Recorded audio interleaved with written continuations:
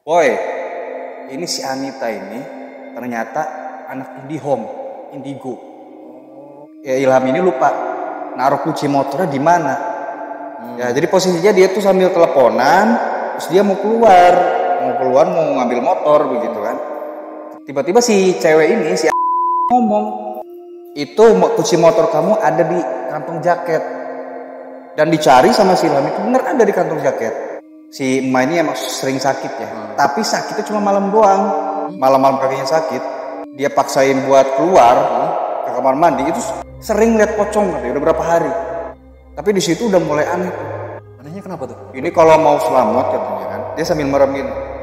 Saya mau kasih kalian semua kodam satu-satu.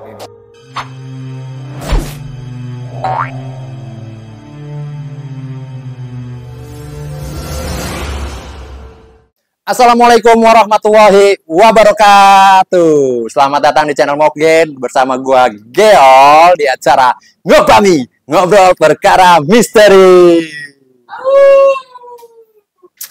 Malam hari ini kita kedatangan bintang tamu. Ini bintang tamu yang udah kedua kalinya datang di acara kami.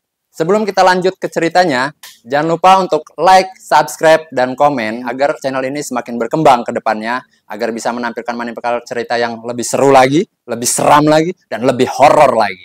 Mau ngingetin nih buat teman-teman yang mau berbagi cerita horornya ke kami, silahkan kirim ke alamat email di deskripsi dan di bawah layar ini.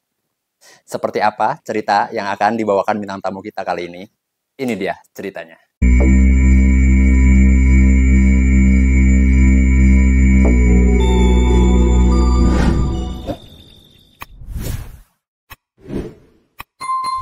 Halo, Pe. Wih, ketemu lagi kita. Gimana nih, sehat? Sehat, alhamdulillah. Kemarin lumayan tuh video yang pertama tuh, viewernya tuh. Iya. Nah, sekarang jadi mau cerita apa lagi nih? Ada kejadian horor nih, kayaknya ini lebih seru nih hari ini nih. Cerita lebih ke sosial spiritual. Oh, Jadi horornya kalau diceritain ini yang gue alami, ya kejadian horornya ya, itu nggak banyak.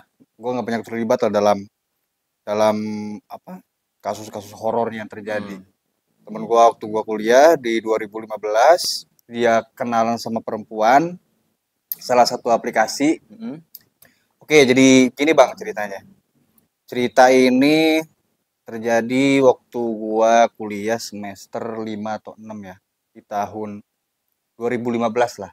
2015 tuh. 2015. Jadi gue kuliah di Untirta kan, di Untirta Serang. Jadi gue punya sahabat 5 orang nih. Sahabat 5 orang. Yang 3 ini sekelas, satu jurusan sekelas lagi. Yang 2 ini beda kelas tapi satu jurusan juga. Oh, masih satu jurusan, cuman beda kelas.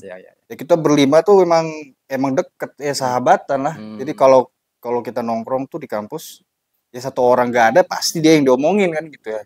Biasanya gitu, biasa anak tongkrongan lah ya. Ini berlima. Nah, dan emang gue bilang sama si teman gue ini, kalau gue mau ngangkat cerita ini boleh nggak gitu. Dia ya udah apa-apa boy gitu. Tapi jangan dikasih tahu nama sama dia tinggalnya di mana. Pesannya seperti itu aja. Yang pertama ini si korban ini, teman gue ini namanya Ilham. Ilham nih si korban. Ilham. Yang kedua namanya Desma, yang ketiga namanya Dedi, yang keempat namanya Iben. Sebenarnya bro ya, dari keluarga Islami. Karena si Ilham sendiri ini Qori. Oh, religius lah keluarganya. Religius. Dia Qori, sering ikut lomba MTQ. Terus di rumahnya juga ada kobong kayak gardu gitu. Iya. Di situ tempat dia ngajar anak-anak di sekitar rumah dia buat ngaji, buat ngori. Tadarusan. Tapi tak kenapa dia ya begitulah. Ya, jadi ceritanya di tahun 2015 itu dia ngenalin seseorang namanya. Jadi dia pertama ngenalin itu waktu kita lagi pada di kosan, lagi pada ngumpul. Boy, gue kenalan nih sama ini segala macam. Oh ya udah. Terus selang beberapa hari dia ke kosan lagi, kita lagi pada ngumpul, baru tuh dia ajak si ceweknya. Nah selang beberapa hari gitu kan, karena emang si Ilham ini udah deket, udah mulai deket nih sama si cewek ini. Nah, mulai nih, kita kan sering ngumpul ya di kampus ya, di kantin. Jadi kita ngumpul tuh selalu berlima.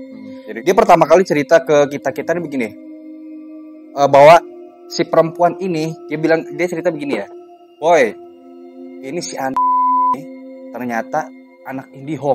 Oh ya.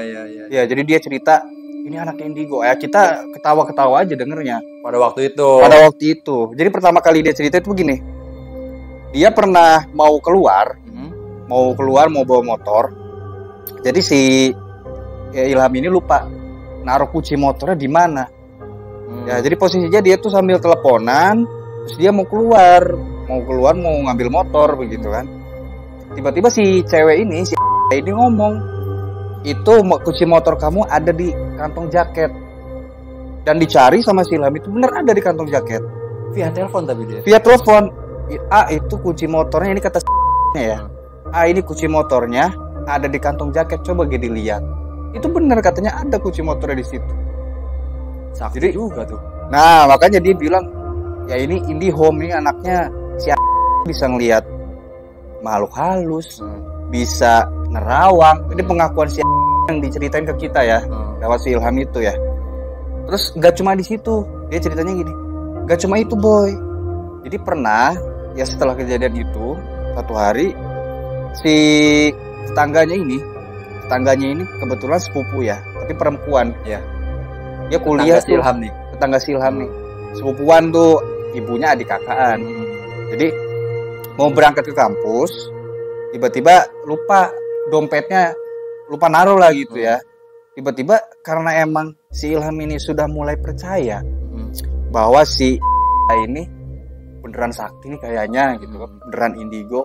Ditanya lah di telepon, coba dicari kunci motor apa namanya, dompetnya si Neng tuh ada di mana. Terus dikasih tahu dan bener lagi, tebakannya bener juga. Udah hari itu selesai cerita. Kemudian setelah beberapa hari kita kumpul lagi ya, kita kumpul lagi di kantin belakang lagi, seperti biasa. Dan dia cerita lagi yang menunjukkan bahwa si ini memang betul-betul Indigo, betul-betul sakti lah. Dia bilangnya, sakti boy, ini mah bener. Satu hari di rumah ada Babe, ada Ilham, ada emak ya, kita nyebutnya emak, sama ada adiknya tuh yang kecil yang masih SMA. Jadi si Babe ini lagi teleponan sama kawannya. Waktu itu saya dimimpiin. Di mimpinya saya dikasih sorban warna hijau. Katanya yang ngasihnya kakek-kakek. Nah, dengar itu si Babe ini ngomonglah ke si Ilham. Katanya temennya ini dimimpiin kalau dia dikasih sorban warna hijau. Coba ditanyain ke karena ini sekeluarga udah mulai percaya. Ini keluarga udah mulai percaya. Akhirnya ditanyalah sama si Ilham, coba ini tuh dimimpiin begini dikasih sorban hijau, coba diterawang, kira-kira bener nggak atau gimana? Dijawab sama si iya bener, memang ada yang mau ngasih. Terus besokannya betul dicari itu, jadi si Babe sama kawannya ini penunjuknya lah. Iya, penunjuknya si ini dia masuk, assalamualaikum segala macem, dan bener. Oh iya udah tak tungguin. Jadi ada bapak-bapak gitu bilang, oh ya udah saya tungguin. Terus bener dikasih sorban hijau itu. Pada akhirnya ya kita dengar cerita itu jadi apa iya boy gitu kan? Ya, karena bukan sekali dua kali. Ya, bukan sekali dua kali. Itu udah yang ketiga lah. Iya kan. Jadi yang awalnya kita nggak percayalah kalau cuma nemu barang. Iya. Akhirnya pada satu hari pas kuliah ini mau libur. Jadi setiap mau libur semester itu kan di kampus sering ada kayak kompetisi futsal gitu ya. Ya kalau di SMA mah kelas meeting lah ya. Ya kelas meetingnya gitu. Jadi kita kumpul di situ. Nah ini pertama kalinya si Ilham ini bawa si ke kampus. Oh diajak lah ke kampus. Diajak. Dan memang orangnya itu royal bang. Ya dibeliin inilah. Terus orangnya juga senyum aja. Friendly ya. Aja. Friendly lah. Orangnya jarang ngomong. Orang ini jarang ngomong. Ditanya juga seperlunya jawabnya. Kebanyakan senyum aja. Jadi si Ilham ini ngajak kita berlima buat usaha. Jadi dia itu rencananya mau jualan bakso di rumahnya. buat apa namanya usaha begitu ya. Kita kan waktu kuliah ya duit pas-pasan kan, budgetnya minim. Anak Akhirnya kampus. dia bilang begini, ya udah boy, kalau pada nggak mau nanti gua dimodalin emang sama si ini. Jadi setelah kita beres-beres itu segala macem, udah apa namanya beres-beres gerobak segala macem, udah selesai, kita nginep tuh. Besok paginya kita bangun segala macem. Itu teman gua sih yang pertama bangun mau ke kamar mandi. Jadi kamar mandinya itu di sini kamar mandi ada tembok, dan di temboknya ini ada kaca. Kacanya gede, lumayan gede. Dekat kamar mandi itu. Dekat kamar mandi. Jadi ternyata si itu udah dateng. Teman gua yang pertama kali bangun ini namanya si Dedi. Dedi pertama kali bangun. Jadi dia cerita, dia itu ngelihat si Anita, dia lagi ngaca, tapi sambil benerin kerudung, tapi sambil senyum-senyum sendiri. Senyum-senyum sendiri. Udah begitu segala macem. Akhirnya hari itu juga mulai itu jualan. Karena si emaknya ini memang masakannya apa aja yang dimasak enak. Setelah hari itu jualan dari jam 10 kalau nggak salah itu sampai malam rame. Hari pertama padahal itu. Hari pertama. Hari kedua nih, karena kita masih nginep ya. Jadi situ dia biasa jualan seperti biasa.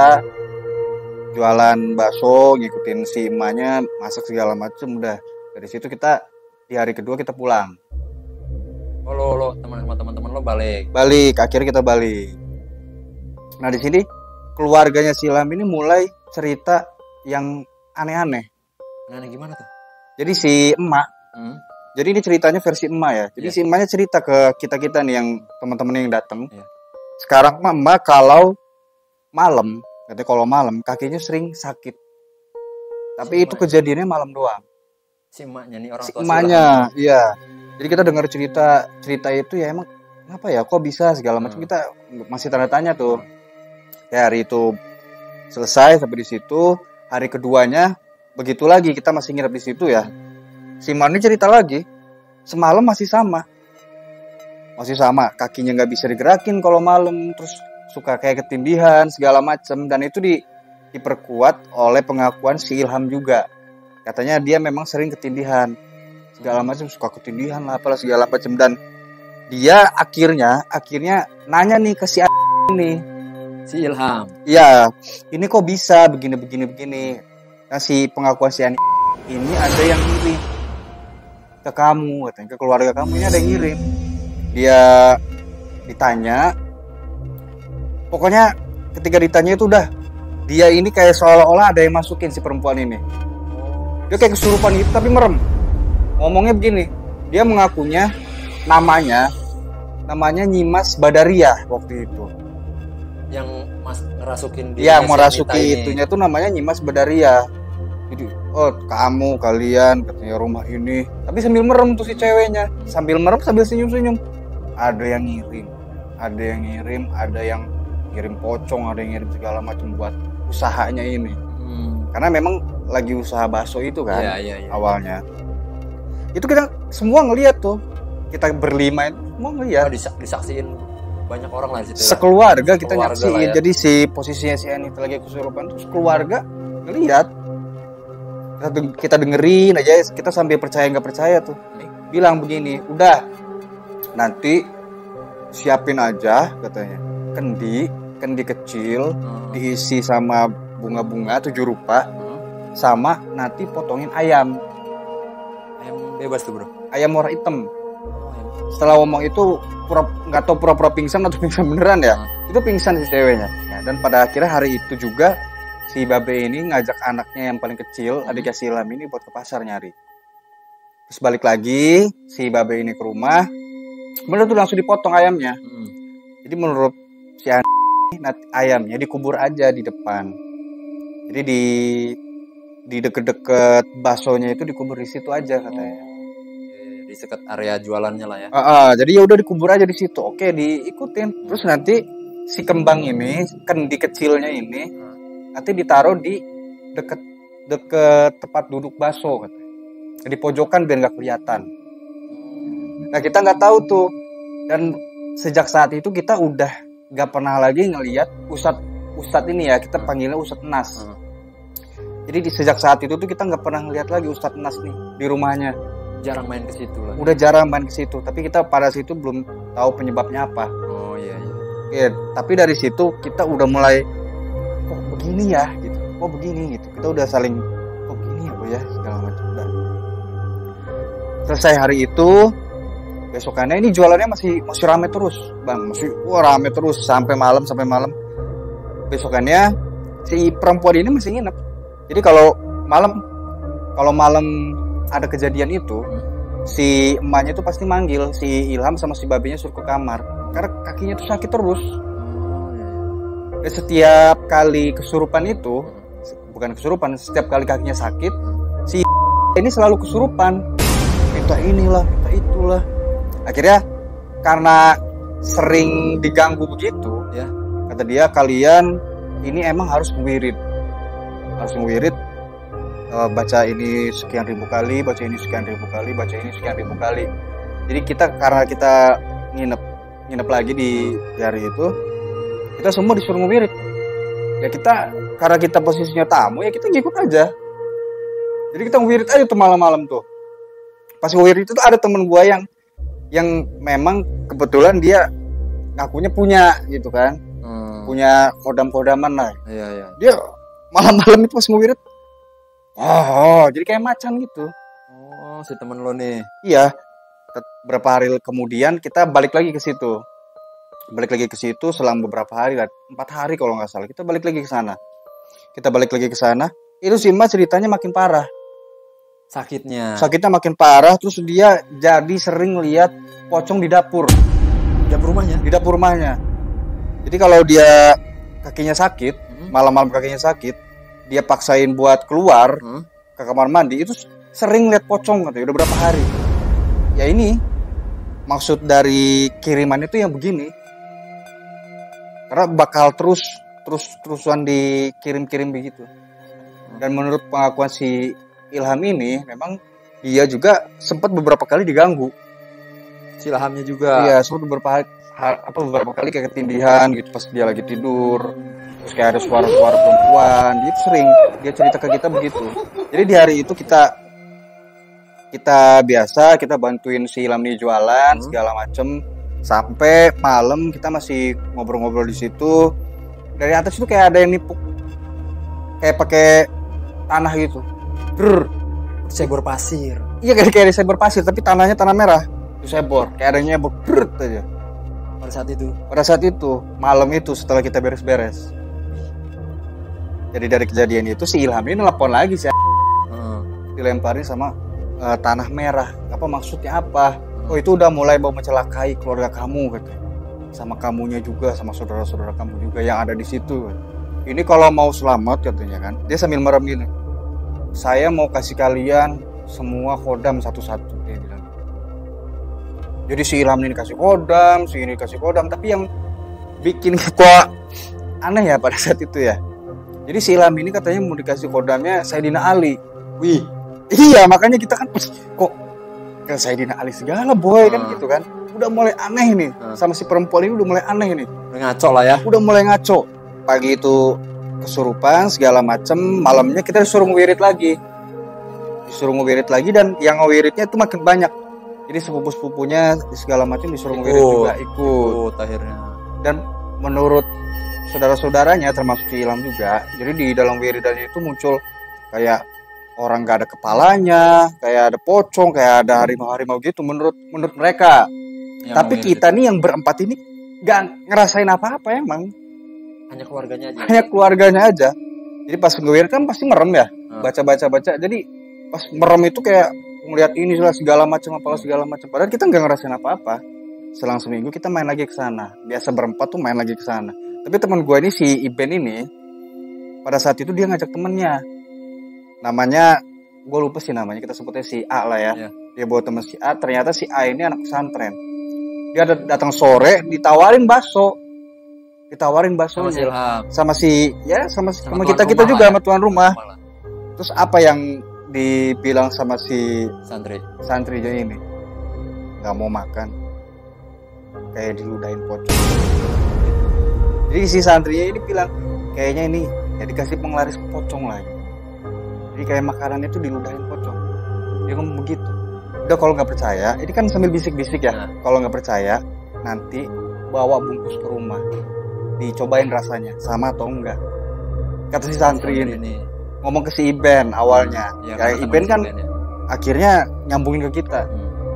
Akhirnya si Iben ini setelah itu malam dia balik, sengaja bawa si baksonya itu, dibungkusin bakso. Dan ketika sampai rumah dicoba, emang rasanya nggak enak. Jadi nggak enak. Beda lah sama kalau makan di tempat. Beda rasanya, jadi tengik kata dia. Jadi nggak lama dari situ kita pulang lagi ke rumah. Si Iben ini dia dekat sama si Ustadz Nas ini yang tadi gue ceritain. Ya, yang tetangganya si Ilham ini yang sering nongkrong bareng. Dia nggak sengaja nanya gini ke si Ustadz, "Tad, kenapa nggak suka main ke rumah Ilham lagi?" Nah, akhirnya si Ustadz ini cerita karena dia risih. Pertama dia risih. Risihnya kenapa? Si ini sering nginep. Yang kedua, si cewek ini makin gak beres katanya, kata si ustadznya. Sering kesurupan inilah, ngakunya si inilah, ngakunya itu. Jadi menurut pandangan dia sebagai santri, itu mah gak ada boy, itu mah bohong. Akhirnya si Iben ini cerita ke kita. Oh berarti sama, yang kita rasain juga sama. Kita memang rasanya begitu, ragu. Setelah beberapa hari gue ke rumah Ilham lagi, dan di situ yang bikin gue kaget. Jadi si Ben ini yang pertama kali tahu kalau si Ilham ini udah dinikahin. Oh udah nikah? Udah dinikahin sama ini. Tapi teman-temannya nggak ada yang tahu itu? Nggak ada yang tahu, nggak ada yang diundang. Jadi nikah siri aja gitu. Sampai si Ustadz ini juga kan akhirnya ngalah, dia keluar dari rumah itu karena memang menurut cerita si Ustadz ini susah nih, ditegurnya segala macamnya malah ribut. Si Babe ini malah marah-marah segala macam. Akhirnya membuat si Ustadz ini pindah lah gitu. Udahlah, gue balik lagi lah ke pondok, gitu kan. Menjauhkan diri. Ya pada hari itu selesai malamnya, kita biasa ngumpul-ngumpul, ngobrol segala macam. Kita lagi main PS nih. Tiba-tiba lagi main PS, itu suara dari genteng kayak barang-barang jatuh. Brak. Tapi ada bentuknya. Ya kita cari, kita keluar, nggak ada. Dan pada malam itu juga ibunya kumat lagi, jadi nggak bisa digerakin lagi, sakit lagi katanya kakinya. Dan yang lebih parah menurut gua setelah kejadian itu, jadi kita disuruh ngewirid, tapi bukan di situ ngewiridnya. Di daerah situ ada kayak lapangan bola dan di situ ada makam. Petilasan gitu. Kayak petilasan, nggak tahu petilasan atau makam ya. Dan pas kuwirid itu si Ilham tuh kesurupan. Si Ilhamnya kesurupan. Kesurupan gak ngomong apa-apa lah, cuma ngamuk-ngamuk doang lah segala macem. Kesurupan, apalah segala macem. Akhirnya dibawa pulang. Besok paginya kita udah pada bangun segala macem. Lagi-lagi nih si Dedi ini teman gua bangun tidur, dia mau keluar kamar mandi, dia ngelihat lagi sambil senyum-senyum sambil ngaca. Senyum-senyum aja sambil ngaca. Itu udah mulai aneh. Jadi si Dedi ini bilangnya gini, "Boy, kayaknya sih itu perempuan stres ya kayaknya." Bilang gitu ke kita. Kita juga udah merasa nih, iya nih kayaknya si perempuan ini stres gitu kan. Hari itu kita pulang dan kita pada akhirnya merencanakan buat nyamperin si Ustadz Nas ini di pondok. Karena kita menilai si perempuan ini udah jauh ya. Udah terlalu over lah. Udah terlalu jauh, ngarangnya udah terlalu jauh. Terus mungkin juga si perempuan ini pakai guna-guna begitu kalau istilahnya ya. Oh, untuk ya ibaratnya biar keluarga si Ilham ini percaya lah mas. Ya biar percaya. Jadi mungkin si perempuan ini makin guna-guna. Kita mau ke sana itu ada aja halangannya.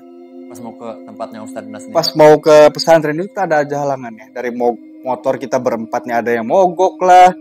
Terus pas kita mau masuk ke pondoknya di pinggir jalan kita mau ditabrak motor lah. Emang ada motor yang jatuh. Itu hampir kena ke kita gitu. Kayak kita tuh kayak udah lo jangan ke situ gitu. Iya. Ya akhirnya kita cerita ke si Ustadz ini.